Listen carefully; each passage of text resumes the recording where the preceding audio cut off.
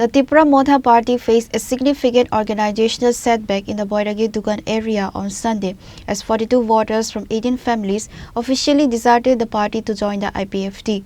The joining ceremony held at the IPFT party office in Bairagi Dukan.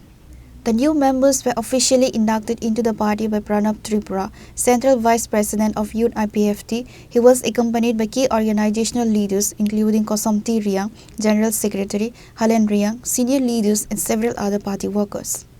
Wilawa hambai, Chini media friend dong, sung tini kaisa sikonsa program ni bising tei joining program sung naka tini othaingka Chini Bairagi Dukan Regional Committee ni Party Office orasung kaisa jugdan soba khlaika tini sari jorawo to tini no jugdan sobawo chungbai ketal mukhangke chungbai baksa hadofana hamjagoi Chini IPFT no phandanani phaijak Chini jenta tisa bisini monitoring chairman Chini borom ganang tulung raja debroma bonosung lamsogo bini netriteo athor family ni 42 butar tei bosungbai tini nisimin IPFT o samung khlainani phaika.